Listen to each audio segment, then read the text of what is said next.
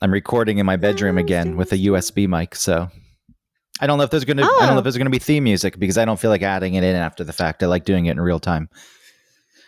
Oh, okay. Do you want me to do it? No. There just won't be theme music. 2 weeks in a row, no theme music. People can. Why? People can deal.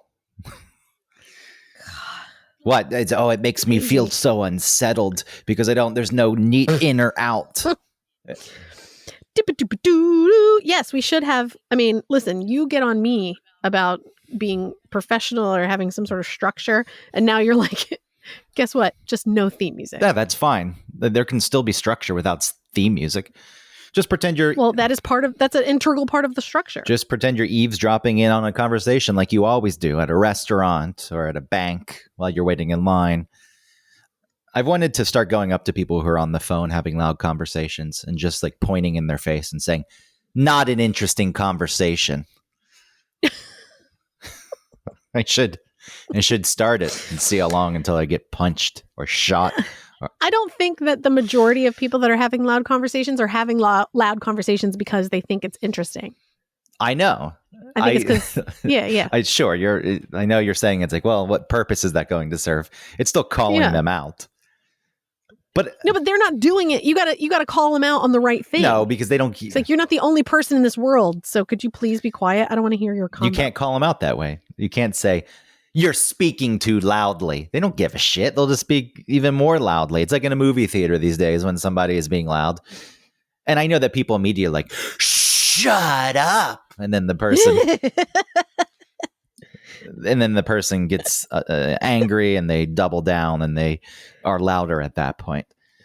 And you're in New York, like, hey, fuck you. Get out of this thing, man. I don't know. Apparently, New York movie-going audiences are more sophisticated than...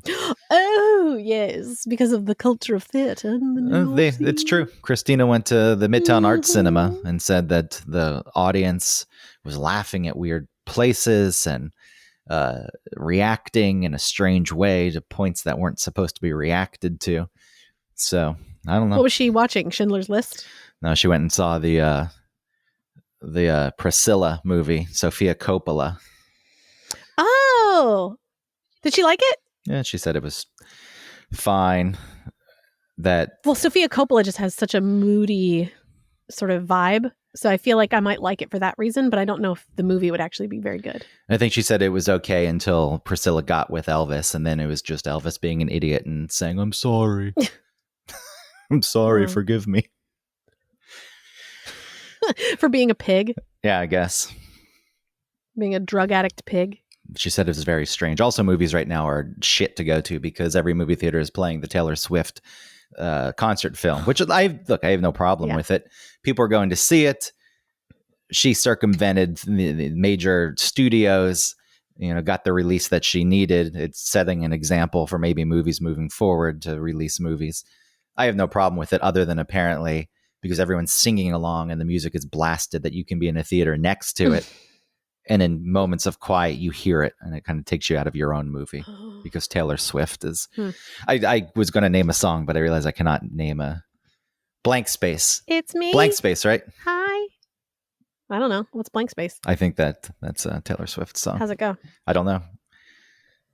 Blank space, where your head used to be. Blank space.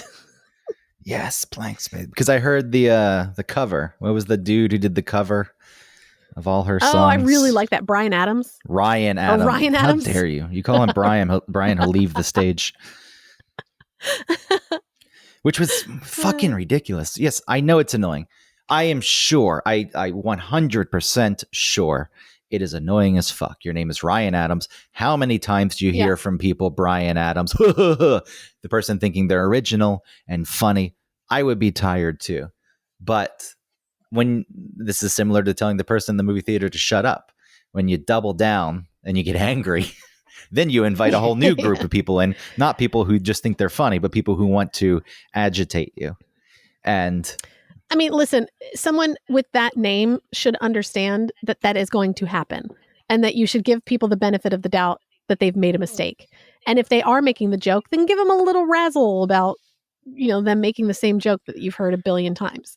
I mean, I have been through it my whole life with my name Autumn. Where's your sister Spring? You got a sister Summer? You're like, He should have just brought, maybe, I know he covered Summer of 69 at some point. Finally. It's what he should have done from the start. He's like, just, okay. Yeah, he should have just been in a, I don't even know which is different now. Which one is Brian and which one's Ryan? Bryan Adams. Brian is the one from the 90s. No. 80s, yeah, well, 90s. yes, 80s, 90s, yes. Summer of 69. Right. Ryan Adams is the guy who's probably a little pretentious and you probably wouldn't want to talk to in real life. Singer-songwriter.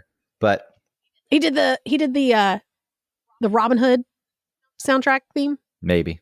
Isn't that him? No, it's true. Oh, yeah. Everything I do. I didn't know that was the Robin Hood soundtrack theme, but I do it for you. If you're Bryan Adams, you shut everyone down up front. You embrace it for a few shows.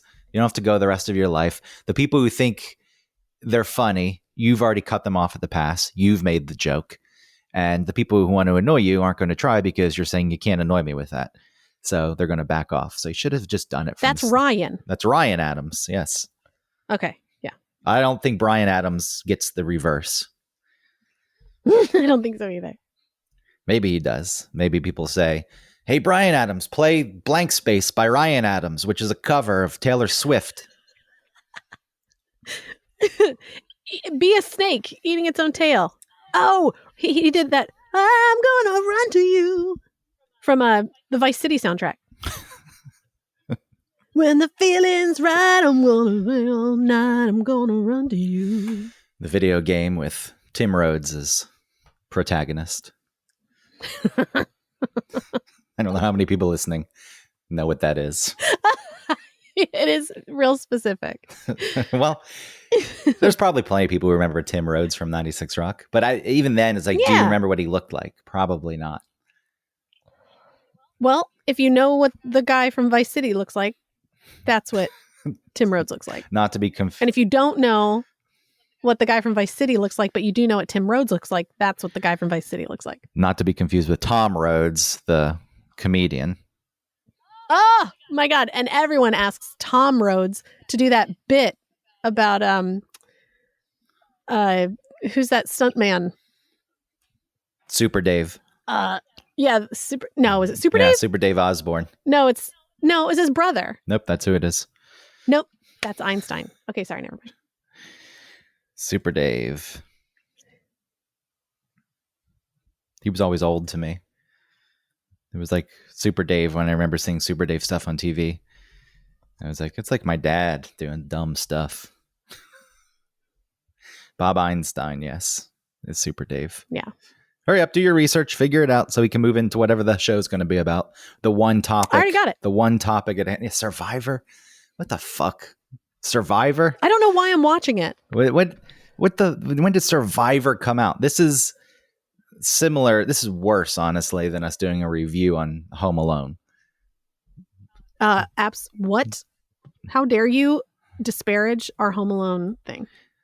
Survivor came out. I don't even fucking know.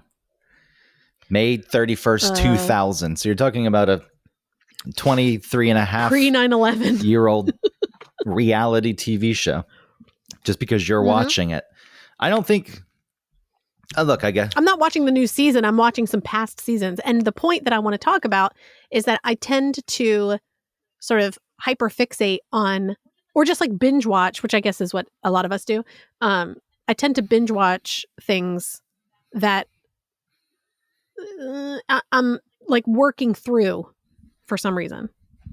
You know, like I watched a lot of Vanderpump Rules when I was breaking up with Travis because there was a lot of fighting and really strong emotions that were expressed, and they were able to sort of move through that, even though they would be like a whole season of them fighting, you know, and holding grudges, and I don't know. And then I was watching My 600-Pound Life when I was dealing with my dad falling all the time and him not dealing with his own health issues. And so it was like some cathartic viewing of people also not dealing with their problems. And then sometimes they would continue to not deal with them, or sometimes they would take control. I was also watching Intervention during that time. So I wanted to see if you also have anything like that. Not with reality I know TV. you said you're watching Love is Blind. I am not taking refuge in Love is Blind. What you just said is when difficult, and I don't mean to dismiss it. Look, it's helpful for you. I find it somewhat humorous, though, that you are finding refuge and comfort in reality TV. And if you were using it just to disappear and turn off your brain, that would be one thing. But you're using it to relate to the world. You're like, hey, this is what's going on in the world, which I guess something more like intervention. Well, it's not in the world. It's my world. I know, but these shows are providing a window to the rest of the world to you. And something like intervention is more grounded and serious than something like Vanderpump Rule, I guess. I don't know, actually, no, because I've never watched it. But the name alone makes it sound very closed off and walled and niche. It's like the Vanderpumps and their fucking farm. No. And the people who run the farm. You're very mistaken.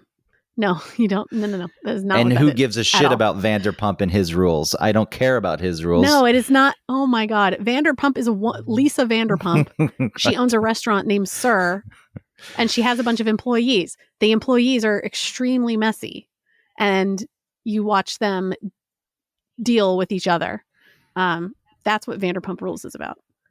Yeah, why? But My 600-Pound Life and Intervention, like you said, are more grounded. I would watch. But with Vanderpump Rules, it's not like the Kardashians that are extremely produced. There are seasons of Vanderpump Rules that are really cooked, and a lot of us who are smart and into the show will like refuse the those smart sect of us seasons. I'm telling you, dude, it is such a good show. What I would turn to if I needed to really find myself and settle down and look inside? The Cider House Rules. That's where I'd go. High cinema.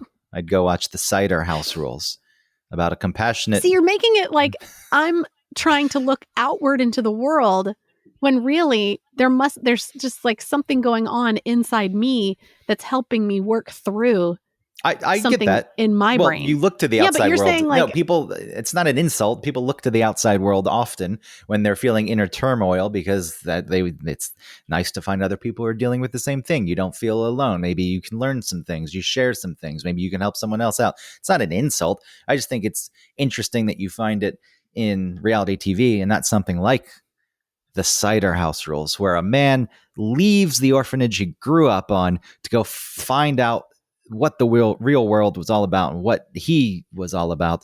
And in the end, it's shit and people get killed and have sex with their daughters and get them pregnant. And women leave you for their paraplegic boyfriends who come back from the war. And you return to the orphanage because you say, you know what? Fuck that shit. It's okay here at the orphanage. That's where I'm going to stay. God, that is not at all what I'm looking for at all. It's difficult. The world's difficult, and the Cider House Rules. What is wrong with you? Tells you how to navigate it. You just picked a movie that had rules in it, and then you had that's you Vanderpump Rules. Whose rules are better? Yeah, the rules of the Cider House are better. Some of the 600-Pound Life. Go ahead and the Whale. Find a movie that's like that. The Whale. Yes. See, it's talk about ungrounded. What does that mean? That's grounded? Nah. Unless you're talking about the end. Spoiler alert. I didn't see it. I didn't finish it. I was like, this is dumb. No, people who are this person don't behave this way. They really painted him in this, I think, in a way that is not the way that these obese, like morbidly obese people behave. He was ready to die. But he decided not to be down about it. He said, I'm ready to die, but let me fix a few relationships in my life. Just because his daughter was bad at acting. Oh, she was real bad. That was like, I was already unhappy with the portrayal of this character. And then that daughter came and was just Huffs and puffs. Looking right at the camera, giving like, I hate you. Like, you're dumb. Giving the audience information. I was like, okay. This is bad movie making. No.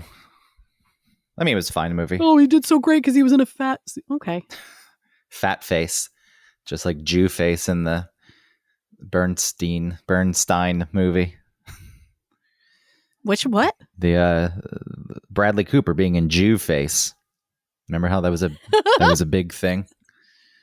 For what? For which movie? It was in the Yeah. in the Leonard Bernstein movie. With Jennifer Lawrence? I don't know if she's in it. I don't think it came out yet. And Batman? It's called Maestro. Oh, not that movie. I'm thinking of that one where they like are they're like con men. They're like conning each other. And he was like in the FBI or something. Comes out November 22nd. Undercover. Yeah, different movie. November 22nd. He's playing Leonard Bernstein, and to look more Jewish, he has on like a prosthetic nose, and people are angry about it. Yeah.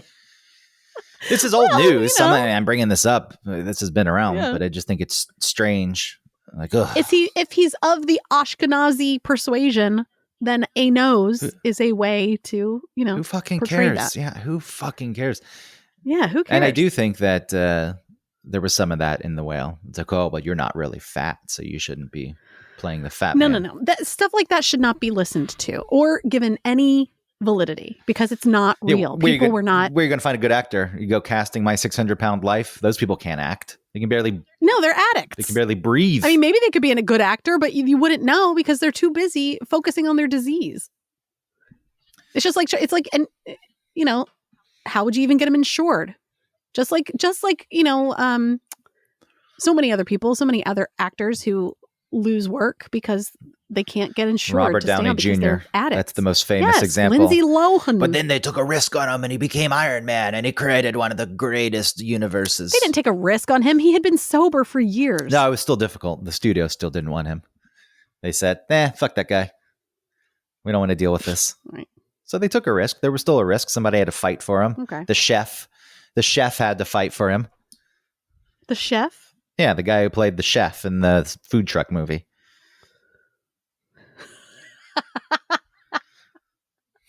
Jon Favreau. Yeah, Jon Favreau. I knew exactly who you're talking about. It wouldn't come to mind. Famous yo-yo dieter, Jon Favreau. Well, that movie.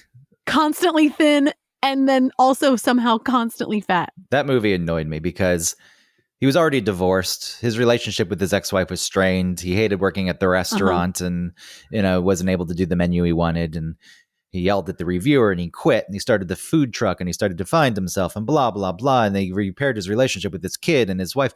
All that's fine. No, that's real. Like, it's nice if people are dealing with that. They get to dark places and they realize, oh shit, I got to fix things.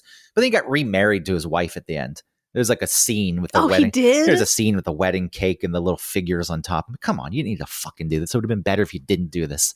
Because then it's too neat, too nice and neat with the bow. Right. And it's like, they're back together.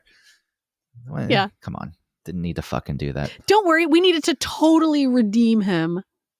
Right? It's like at the end, if somebody walked away with like, well, he still doesn't look like his wife. He's still an asshole. Yeah, they could have just had a nice relationship. Yeah, exactly. They could have been like, they could have shown up at the kids' birthday parties and been like laughing or something. And then it could be up to the interpretation of the audience to say like, I think they'll get back together.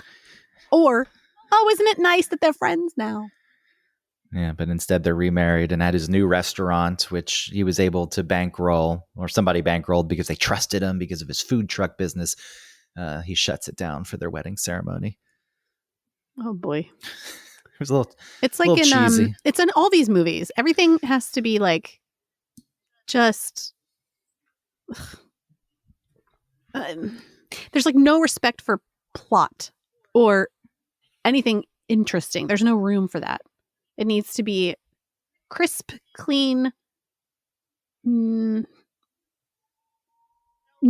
grit. It's not completely like that. I mean, there's plenty of movies. Not. Just so many movies are. I don't know if they tested it in the audience. It's like, we don't feel good leaving. It's nice sometimes when you don't feel good. Yeah. You know what movie I didn't feel good leaving was Monster, but I liked it. See, this is a lot. This is what people turn to. They don't always want to feel good because things aren't. If I was feeling like shit and down about a lot of stuff in my life and I went to see a movie with a happy ending, I would not leave feeling good. I'd leave feeling worse. No. I want to know that other people fucking suffer too. We've always turned to books and movies and apparently reality TV to see the suffering of others. And I don't think it's because you enjoy it necessarily, but you don't feel alone. And that's the lure to it. Reality TV, I just find to be funny because while a fictional movie is scripted, its purpose quite often is to at least reach these levels and these realms. It's like, all right, let's explore the human condition. And reality TV, I don't think it ever set out to do that. Maybe, but again, there's a spectrum. Well, yes, it did. No, there's a spectrum. There's the dating show is not necessarily. It's all exploitation and conflict that's all fake. And the housewives and shit like that. Maybe it started as mocking rich people. I don't know what. And there's always been this weird lore for people who aren't rich to look at the lifestyles of others. Like, ooh, I wish I had that. I mean, there's partly that. And I know that something like Intervention or Hoarders, that is exploring, and still, it's tough to say it's not exploitation, but the people do sign up for it. So therefore, what they're not doing on those shows is they trick the people in Intervention, trying to make it worse. Huh? They trick the people in Intervention. We're just going to follow you around to document what drug use is like, and then it's like surprise. What I'm saying, those shows, they're not trying to increase the amount of drama or conflict. They might edit it in such a way that might, increase a little bit more conflict. You know what I mean? Like on Hoarders or something, if they take a glance at someone's reaction to something that didn't happen in that moment, just to give that moment more weight, whatever, like that, they'll do stuff like that. But with the dating shows that you're talking about, they like ply women with alcohol as much as they can. They keep them there for hours and hours and hours. They have to pretend to fall in love with some dude. And they explore such. That's exploiting. And that's also not exploring the human condition. Well, yes, the exploration is so shallow on Love is Blind. It comes in with this big concept where, is love blind? So they put people in these pods where they don't see each other and they talk and they form connections. And none of the people are bad looking. So right from the start, it's like, why don't you get some average looking and ugly people in there and then let people form those connections. And then when it's revealed, let's really see if it's blind. But when you are revealed and you're good looking, it's like, oh, whew, thank God. Because what if someone's really racist? They're like, oh no, you're Asian. I mean, that could be very well could be a thing. It certainly could be. It hasn't popped up, and maybe they do a good job because those people kind of show their true colors pretty early on, that they don't make it to the show. And then even past that point, then it's like, all right, now go on this honeymoon right after the pods when you haven't had a chance to really spend any physical time together. And like, that's not the fucking real world. And then they put them in this house or these apartments. That's not the apartment that either of them live in for a few weeks. And like, now you'll just live your real lives and do your jobs and see your friends and meet your families. I'm like, okay, but that's still not, it's kind of half real life, but not at one point is there anything proving the way it would play out in the real world. If you met somebody, do you talk to them before seeing what they looked like? It's like in the real world, none of what happened on this TV show is going to happen. So it's not really the place to turn to if you really want to explore if love is blind. It's like, okay, well, no, and that's a totally different type of reality show that it's good though. I'm not really that into. I'm not into that type of reality show. I got my mother into it. Look, there's 5 seasons. I've seen them all, but my mom, I always told her, I was like, you should watch it. You'll like it. She said, no. And then put it on at the house the other day. And she's getting tired, I can tell, but she's like, watch the next one. Watch the next one. Let's watch the next one. And then we left at early morning, like 5:30 in the morning to get to the airport. And my mom didn't go back to sleep and started watching again. So she's hooked. She's got 5 seasons of pure bliss. Oh, I get it. Like if you turned that on, I would be invested and I'd want to know what's going on. And I would want to see the next one, especially the way they edit it, where they sort of, they might leave something out. So you want to see what happens next. But the shows that I'm talking about. Yeah. What are the rules of Vanderpump? I'll tell you one of the Cider House rules. You're not. Can you shut up? You're not allowed on the roof. Can I say? You're just not allowed on the roof. Who gives a fuck about Cider House rules? I'm sharing the list of rules. So I want to hear what Vanderpump's rules are. It's not about rules. It's just called that. Then why does it say there's rules? It's not Vanderpump's Rules. It's Vanderpump Rules. Vanderpump Rules. Yeah, just like the cider house rules. It's not cider. No, it's not it's the like- cider house's rules.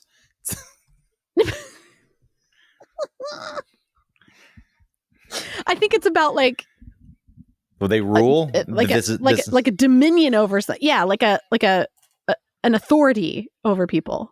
That's usually what a list of rules are, though. That's the authority. But anyway, okay. No, it's different. So how is this a mirror to society and real life? It's not a mirror to society in real life. I'm saying it is a mirror to my inner thoughts and conflict. What do you get out of Vanderpump Rules? I would like to know. Oh my God, I already told you. I said that I see people Oh yeah, they fight, but then they arguing and fighting and doing it so unabashedly, where I'm so afraid and worried about, getting to that level. And I'm not saying what they're doing is healthy, but it is probably, healthier than, what I was feeling and doing at the time, and even the stuff between you and I, when we would fight, like those were the first times that I'd ever fought with anybody like that. And it was a couple things. Like, I think it was like you gave me a safe place to be able to react in a really genuine way and get like really fucking mad at you and express it verbally. And you stayed, you didn't abandon me. Not like I'm so full of abandonment or anything, but you didn't like give up. Like, you kept fighting with me, or you listened while we fought, and that was really helpful. And seeing that sort of play out also on Vanderpump Rules was really helpful too. Like, oh, these people, this is another way of being. And yes, they might be trash, but at least they're expressing their true emotions, I think with reality TV, it can set a contrast where if you watch the way a lot of these people act, look, I know nothing about Vanderpump Rules, so I won't speak to that one specifically. I know you don't. But it sets an example of people acting in extremes. And if you watch it, you're like, oh, fuck, these people are idiots. I don't want to be like that. Or you think about behaviors and feelings and the way you go. But then great. But I feel like so many people watch and they just think that's what it takes to make it. So then it influences them in the wrong way. And they start to model themselves. Those are the idiots. They start to model themselves after Stacy and Ariana and Tom and Jax. And her name is Stassi. Thank you. Her name is Anastasia. Oh my God. She's a descendant of a Dutch princess or something. Then why is she working for the Vanderpump? She shouldn't be working on anyone's farm. What does she own? Who? The Vanderpump woman. Vanderpump was on Real Housewives of Beverly Hills, and she and her husband restaurateurs, and so they owned Villa Blanca, Sur, which is SUR, and it stands for Sexy Unique Restaurant. And then they opened Pump, and then they opened Tom Tom, and then Tom and Tom opened Schwartz and Sandy's. Were any of these good? I assume maybe the first restaurants were good because people didn't know who they were, so they had to be good in order to get success. Villa Blanca was crap. There's a lot of really fun reviews about Sir, and like this woman got food poisoning, and like I listened to some recappers, Sexy Unique podcast that talk about the show, and they talk about when they go to Sir and what they've gotten and how crazy it's been and how dirty the bathrooms are, and and then so it's just there's a lot. Trash later on. Now they're just writing their name, but people go. It's like Guy Fieri in the American Kitchen, where they had the garbage can nachos or whatever it was. Ew, what? The garbage can. What was it? Garbage pail nachos, trash can nachos, Garbage Pail Kids, the trash can nachos, garbage can dumpster nachos. It was something like that. The trash can nachos. Why are they called I think that? they came in a bucket. Just like everything they threw in the trash, they put on the nachos? I think it came in like a bucket, like a large bucket that was very deep. And they just had... That doesn't make any sense for nachos. Because then all the chips at the bottom are just chips. Maybe it's layered, maybe if they did it correctly. Ew, but then they all get soggy. Maybe it's why the restaurant closed down. You want a flat surface. You don't want a bucket of chips. This is why the restaurant didn't make it, why it shut down. I guess so. He was riding name alone. He's also not even a chef. That guy he just won a reality show, right? He just has frosted tips and a bleached beard. Well, he had a look. A dumb look. That's what I'm saying. It was the look. And flame shirts. And he had a personality that people took to because he won this competition to be the next Food Network host or whatever it was. Oh, he did? Is that how he started? That's how he started. I don't know what his background in cooking and chefing was. I'm sure he wasn't good enough to start a food truck. Just a backyard chef, you know what I mean? Like just some grill guy. He wasn't good enough to start a food truck. I use salt, pepper, and cumin. He didn't get remarried to his ex after his success. What an asshole. Actually, I don't know if he ever got divorced, but he likes yellow cars. God. He has a car collection where every car is yellow. Yellow? Yeah, bright yellow. Like his head? Yeah. Like his stupid Just ass like head? his head, so it blends in when he's driving his Dodge Charger. So anyway, cool. So the Vanderpump have restaurants that stink at this point, but they ride their name and they take advantage of people, and they probably think that they're better than others. And I hope that the people on the show hate them. Oh, it's hilarious. I can't get into it because it's so layered and deep. Deep. Honestly, it really is. So what are some of the lessons? This is what I want to focus on. What are some of the lessons you took from Vanderpump Rules, other than the fighting? I've already said. Other than the fighting. That's it. That's it. That's it. Okay. Yeah. When you say... It was just a way for me to see people argue and sort of get through it. Okay. You know? And yell at each other and like freak out and have fights. Okay. And they got through it. I was watching I was asking because you said it was deep. And so I wanted to know what else it explored.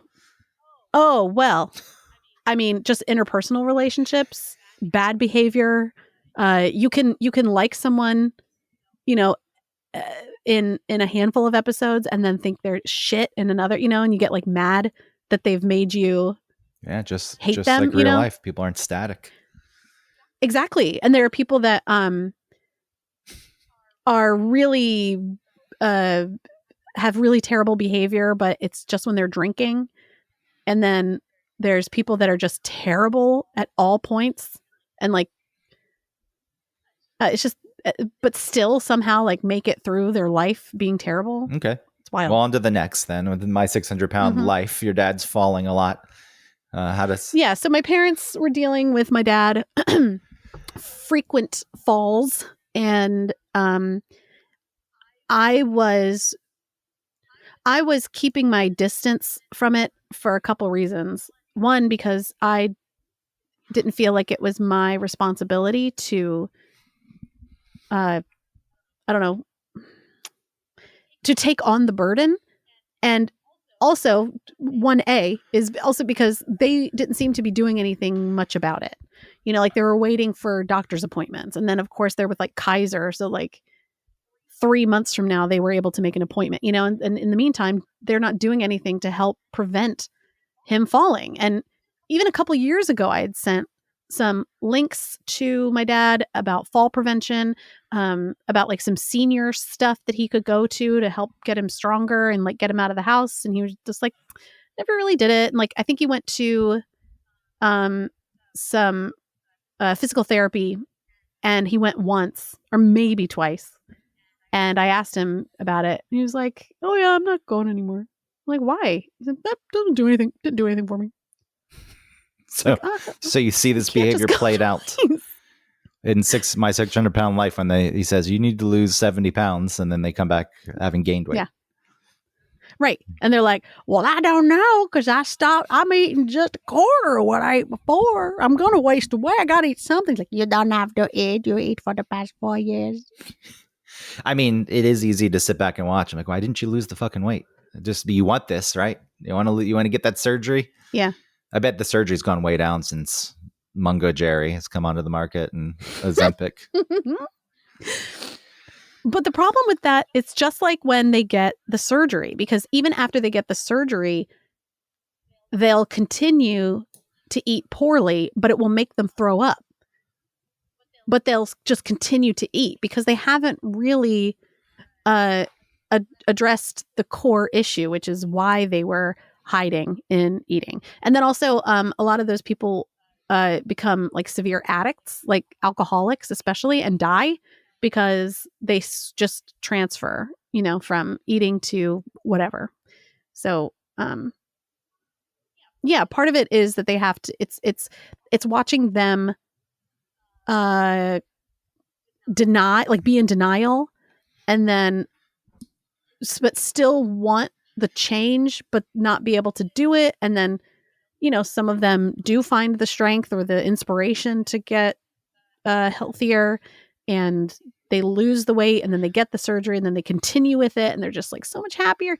And some people don't. Like some people are, they get the surgery, they don't lose any weight afterward because they continue to eat poorly.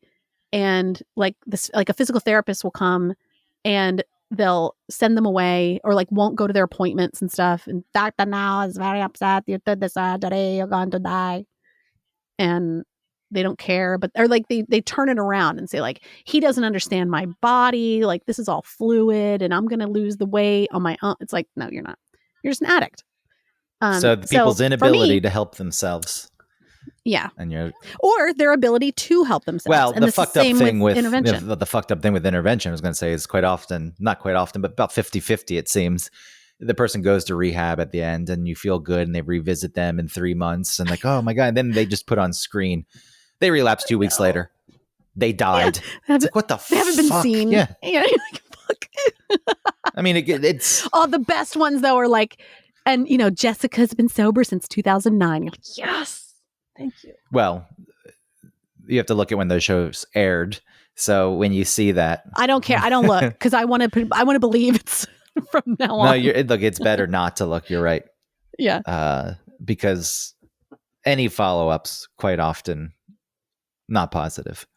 It didn't. Oh my God. There was one, My 600-Pound Life, that was so good and such an arc, where one he was a kind of played a victim and then was kind of an asshole, and then actually very sweet and got all the support from his family, and then he killed himself. Yeah, there was something. Not at the end of the show. The show ended positively. Yeah. And you're yay, he's doing so much better. And then I looked him up and he had fucking killed himself. I was God. Yeah, because it's difficult. You get stuck. You get stuck in the rut. And intervention, I know, and my 600-pound life, I couldn't imagine being that big. Just getting to that point took a lot of time and work. I mean, it's more passive other than the eating itself, but when you're using it as a coping mechanism, it's not it's something you aren't enjoying, or if you don't enjoy it, when it gets to the point you don't enjoy it, you're still just doing it. I bring that up as opposed to the work it takes to get out of it. So yeah, you get stuck in this place that it's very difficult to get out of, which is why following up on those shows not usually a good idea. There's some success stories, and that's nice, but that lady that was the alcoholic in intervention really early on, and she's my babies, I miss my babies. She got sober, and she's an interventionist now that shows up on the show. Well, I do think, people, to me, if I were in that spot, an interventionist who had no clue what they're talking about, hadn't been through it, shut the fuck up. You don't fucking know anything. Yeah, you don't know my life. That's a real thing. That's a fair thing. Even in just being a boss at work, it's if you are managing people who have a skill when you don't have that same skill, it's who the fuck do you think you are? Shut up. Don't tell me what to do. That's why I'm glad I know how to edit and mix audio. Now, granted, the people who do it every day are better at it than I am. And and they might know some more things about it, but you understand it. Yeah, I understand it, and I try to keep up with it. I'm just not doing it every day on the same level. I also think that sometimes people go a little too far with the technicalities. That it's got to be very technical. It's just fucking make the thing, and if it sounds and looks good, And sure, there's a right way to... People like that too. They look for little things to pop up so that they can be the ones that fix them. Yeah. You know? There's a right way to do things, but there's also a way to do things where the end result is good. And to me, that's the more important thing. But when you're dealing in high volume with multiple people working together and sometimes passing things off, sure, you want to standardize method. That way someone else can jump in and know what the hell's going on. So that's fair. So what show do you watch to help you with that idea? Nothing. I don't watch any of the reality shows. Hoarders. Yeah, I want to organize. If the house is still nice, who cares if there's trash everywhere? There was a time when I was watching My 600-Pound Life and thought, like, it was kind of comforting because I was like, well, I'm not that big. Well, at least I don't do that. It's like, I'm going to eat more of this pizza because I ain't getting that big. And you still have the heart attack. That's what I don't get. Like, if I just keep eating the way I have eaten most of my life, I'll probably have a heart attack and fucking die. And these people eat what I eat that's bad in like a week. That takes me a year, and they just keep going. I know that they don't have long lifespans, and they probably do have massive heart attacks. But the fact that doesn't happen before they get to the point that they're at is what... Yeah, like so many other ailments happen before that, like all that lymphedema and like sores, because their skin never sees the light of day. Yeah. It's like wet and moist. I would like to know the follow-up on Hoarders, though, who there's not really ever follow-ups. Did they move into a new house, or did they get their house cleaned? And it's clean. Yeah. And they hoarded it again? Did the man who had all the rats? They must. If they don't, some of them, they'll say like they are currently in therapy. And so that is at least a little bit of like because that's the same thing. Like you can't just give the obese person the surgery and then they're just better because they just can't eat, or we just removed all your stuff. And so now your house is clean and you can't do it. Like, no, they're going to find ways to I feel like continue to hoard. They're going to continue. I hate the approach though, where they should send them to Disney World and they should clean the fucking house. It doesn't solve the problem, but then you focus on the problem. I know that you need to teach them to be responsible for themselves and not to hoard the things, and it's like, I'm not nearly at the level that these people are, but the level of sentiment I have for things, it makes throwing things away difficult sometimes. And I tell you, once you make the decision and you throw it away and it's like, you don't fucking think about it again. And especially houses like that where there's so much shit, you don't even have an inventory of it all. Clean it. The person may freak out, but they're not going to know. My basket. Yes, they're not going to. There may be a few items that they know. I get why they say that's not the proper approach, but my fucking God, when you put things in front of like me sometimes, like, no, I want to keep that. I should keep that. I'd like to keep that. And I got this from this person and it was special. They thought about me and I, even though I didn't like it and I hated the item they got me, it was nice that they thought about me. So I would like to keep that thing that I hate. That's a real thing. But if somebody threw it away and then even if they told me, it's like, oh, I may say, why would you do that? Why would you throw that? But you can let that go. Yes. And the truth is if somebody threw it away, I probably wouldn't, and didn't tell me, I wouldn't figure out that they threw it away for years and years until I moved or dug through some box. I'm like, and even then you would just think it was somewhere else. Yeah. So just send the person somewhere and fucking Disney clean that. Well, that's what they used to do with the house building show with Ty Pennington. Oh, they did? They went to Disney World? Yeah, because it was ABC. And it was like, send them. What was that? What was that fucking show? Extreme Home Makeover.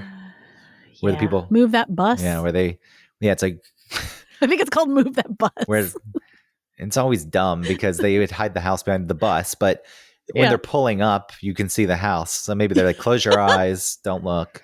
Yeah, maybe they had blindfolds on. Move that bus. Oh, here's your brand new house that you won't be able to afford because the taxes are so high and you're still poor. And then the people lose the house. And is that what happened? Yeah, that happened quite often. And then they always made those like rooms for the kids, which were cool. But it's like, yeah, the kid's going to like that room for 2 years. And they're going to be embarrassed by, the race car themed room with the 9-year-old versus the 12-year-old. With the slot car track on the wall. 3 years later, he's like, ugh. Yeah, and then your family, doesn't have the most money in the world, so they're not going to switch it. Like, sorry, you got to keep living in that room. Sorry, there's a tree in your room now, and I can't. It's like structurally a part of this building now, and I can't get rid of it. Think about the resale. I don't want to live in a treehouse anymore, Mom. Yeah, and if they decided to sell the house, people are like, ooh, and they see the tree, like, what the fuck? I don't want to. Yeah, That's going to cost a lot of money to get rid of that tree. Good luck. I'm not buying this house. Move that bus. See, now that's exploitation. See, I'm not in. See, there's. I don't know there's how's certain, that exploitation. If you were poor, well, yeah, but you just said the reason why is because a lot of them couldn't afford it afterwards, and then they're just kind of stuck with this house. Yeah, I think they were trying to be nice, at least in that show. It wasn't exploitation. It was like they weren't putting them in situations that made them look bad. True. Or to get the content they wanted out of them. The content was the hosts in the house. Like wife swap. I haven't watched it, but I assume. Ooh, sure. Wife swap. Wife swap's good. Why? Okay, so what do you get out of It's not good. It's terrible. What do you get out of wife swap? Nothing. I don't watch it, but you just like trash sometimes. It is a trash show. It is like absolutely like let's torture these people, and then also like who cares if the kids consent or not? You know, we're just going to torture them too with like this mom that comes in.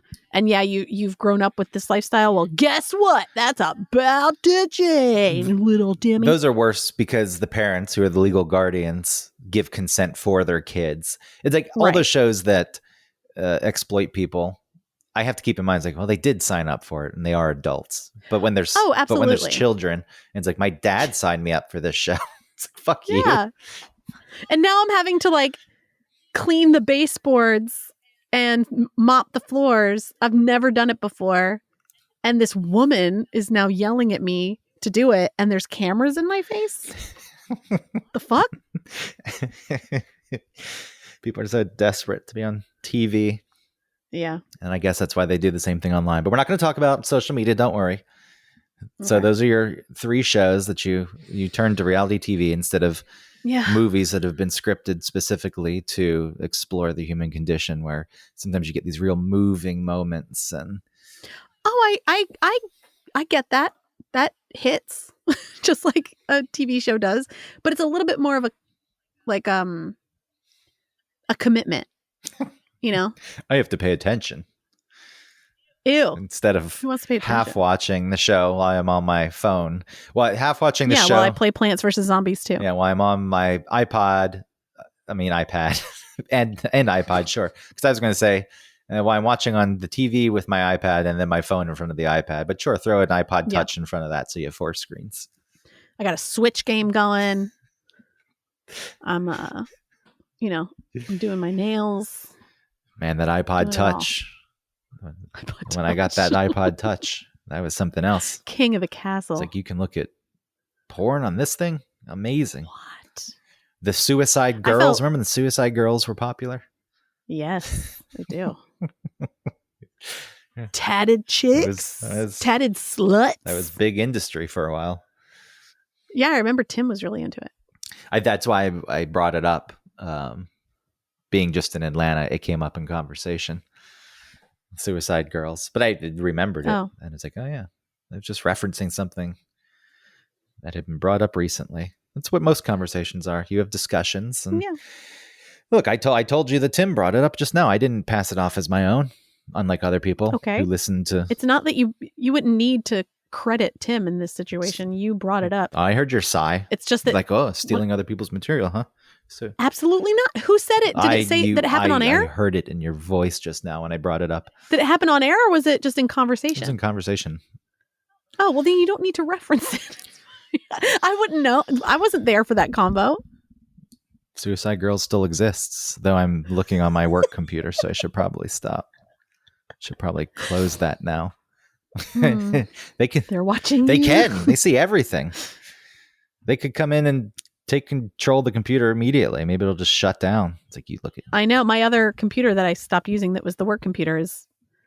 Oh, the one that they sent me a new one. And I stopped using that one too. But the old one, it is a brick. I can't do anything with it. Have they asked you to send it back? No. Yeah, I hate that they can do that. Keeping it for some reason. I've looked into ways to get off. Me too. You can't. There's no way to get... You can't. No. You can wipe the computer. Yeah. It still exists. How? Like, I don't know what program they use there, but they use something called Kanji at my workplace. And Yeah. it forces you up to update the computer. They can brick it. They can shut it down. They access it. And let me steal. yeah, there was these computers at the old office before they shut it down. Granted, they were 2019, but they were very expensive Macs, like high-powered Mac Pros, I think. And during the move, I was like, man, they're not even going to set these up at the new office. Where are they going to go? I'm going to take one. Nope, it had Kanji on it. I couldn't do shit about it. They didn't used to, because my mom would take laptops that were going to go to recycling. But your mom, she would just take them. She worked in the department where she could take that off. Oh, she did. Right? Yeah, she probably took it off. Yeah, I don't know if they had it back then or not. I'm not sure. They may not have. I know that it's advanced quite a bit, but the people who work in IT, they can take it off. Then they can keep the computers if they want. I love my compy now. It's my own. Would you get a Chromebook? I got an HP. You playing video games on it? You got Steam? Yes. I do have Steam. I play Passport Out 2, which is like an artistry game, which is really fun. It's Ellie's. Like she's putting me onto all these games. I was playing The Sims on it for a while. Yeah, but that gets which one? Busting Out? No, just Sims 4. Yeah, maybe that one's better. Actually, I don't know. I downloaded Sims 4 and then I just didn't want to learn to play it. I started playing for 5 minutes. Like, I hate this. But it's better on computer. Yeah. Like, I got it on PlayStation, which stinks apparently. Oh, okay. So I stayed away. And then I would play Busting Out. And my God, the whole thing was advance your career, but you still have to form relationships and you have to eat and you have to pee and you have to shower. Oh, I know. It's so much work. And you have to watch TV and you have to sleep. I started cheating. I was like, enable cheats. Like, I'm done with this. This is boring. And then I stopped playing. Yeah, it was fucking annoying. It is annoying. It really stressed me out. And I just... Oh my God. There's one time I accidentally clicked on to have like a science baby. It was like, do you want to have a science baby? And I kept saying, fuck no, I do not want any kids here. And then I said yes on accident. And then I had this goddamn baby. And it would be like crying and it would be dirty. And I couldn't leave it alone. I mean, all these things that make sense. But I was like, in the game, I was like, this is too close to my life. I'm not interested. I don't want something else to take care of. Exactly. And as it ties into what we're talking about, people turn to The Sims. I want a video game that's exactly like my life. Stressful, right, but I'm not really getting much done. And the greatest motivating factor is my job so I can make more money and move to a bigger house and not have a roommate and have some kids. Ugh, no. Okay. That's what you want to do. You should play Thimbleweed Park. I enjoyed that. I played that last year. Thimbleweed Park? Yeah, it's made in the same vein as those old Maniac Mansion. Well, like Maniac Mansion or those other Sierra games. It may have been made by, well, it's not Lucas Film, but I don't know if the people involved also were involved in Maniac Mansion. But I enjoyed playing that. You should look. It's on there. It's on Steam. 9 out of 10 it's got on Steam. That's a high rating. How do I find games? Thimbleweed Park. Oh, adventure game. But you really need to solve some puzzles and it gets a little difficult and I got stuck. How do I spell thimbleweed?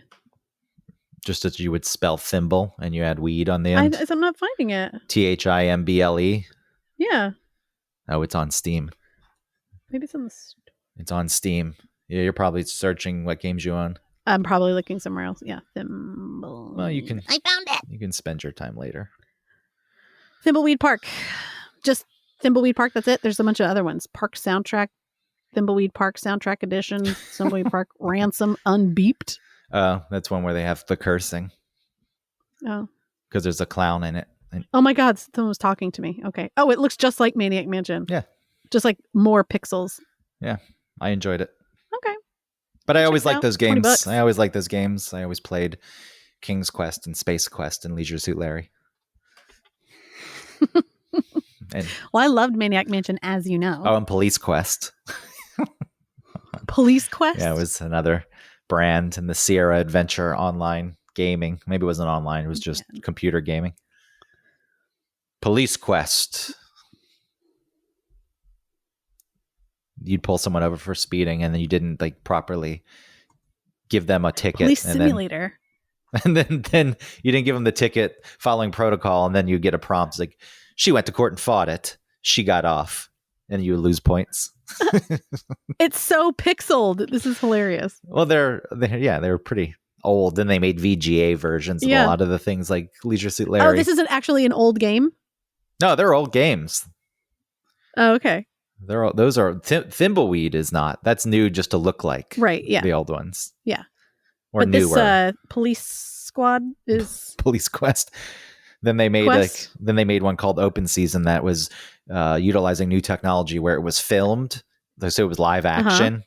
But it wasn't like you would watch a video and you'd still control the characters and where they went. So I'm assuming there was a lot of green screen stuff, but it was so fucking pixelated. But at the time, I think people were like, "Oh my god!" If you look up Police Quest Open Season, oh yeah, like if you like step really far back, it would look good. Yeah, but like a normal distance. Look really pixely. Yeah, and you would walk around the streets of LA, and I remember the end of that game was you find this murderer, and this didn't age well. This did not age well. It was really creepy though, because you went into their apartment, they had someone's severed head in their fridge, Awesome. And at some point you get knocked out and you lose everything. So you're in the person's apartment, you find the head, and then you get knocked out and they take your gun and everything in your inventory, but then you find some hairspray and a lighter and you burn the cross-dressing murderer to death with a torch that you make. What? Spoiler alert, but that's how the game ends. That's in Police Quest? Police Quest Open Season. Open Season, okay. If you look that up. Yeah, this says, investigating what seems to be a simple car crash, rookie cop Sonny Bonds uncovers a homicide. Yeah, that's an old one. In pursuit of the Death Angel, Bonds must track down murderous drug lord Jesse Baines before he strikes again. That's one of the first ones. Sonny Bonds was the character in the first three, I think. But look up Open Season. See. Okay. It's the fourth. Open Season was John Kerry, Detective John Kerry. Look at this. John Kerry. Look at those pictures. Screenshots of that game. Wait. Police Quest Open Season. I couldn't find Open Season. Just type it into Google.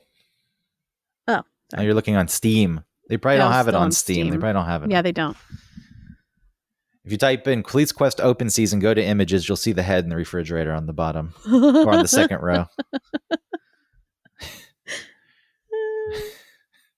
Where is it? Ew! Yeah, pretty fucked up. Ew, it looks really... Ew! Why does it have one eyeball? No, that's somebody has the eye icon over the eye. Oh, okay. But that looks cool, that the image. And look at the third row, you'll see Sonny burning the person to death. Oh no! That's how you end the game. Oh my god, who's that dead person on the bed? Another murder victim. Oh god. You weren't there in time to save that person, but oh no. But you get to burn this woman to death. God, what does this look like? This looks like familiar. The way, you know what it reminds me of is those old computer games that you'd get. You know, like Carmen Sandiego or something, where it would have images or like little movies in the middle of the game that you'd watch and figure things out. That's the way this looks. This game, I think, clearly is real backgrounds, probably static, right? And a bunch of green screen acting, and then they put people in those positions. Anyway, maybe I should find that and play it. Yeah, it's pretty awesome. All right, we got to wrap up the show. Let me see. I pulled up the theme on my phone so I can play it. Oh, okay. Thank you. I can play it that way. And I'll end the show properly. All right, everybody. Thank you so much for listening to One Topic. We tried to stay on one topic. I think we kind of did. And I hope you liked it. Please forgive us for our lack of effort. Hold on. That's bullshit. There wasn't lack of effort. Yes, there was. In what? The show? That episode? There was effort? No, the lack of effort in the theme song. Oh and my God. There's plenty of effort. You make it seem like we had this conversation. I put thought into it. It's rude. Oh. It's rude. Sorry. There's lack of effort. That dog. Dog's gone. Dog's daycare. Oh, what was that noise I heard? Then it was something else. Nothing. A ghost No dog. dog here. A ghost dog. This is my farts.